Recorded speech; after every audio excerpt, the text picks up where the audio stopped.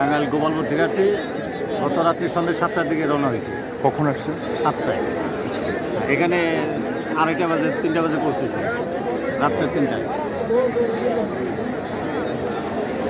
90 পর থেকে গেছিল, 1990 সাল।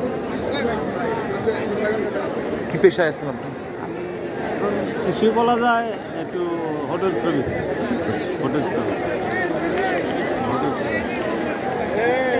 আজকে জনাব তারেক রহমান সাহেবের আগমন উপলক্ষে আপনার কি মন্তব্য?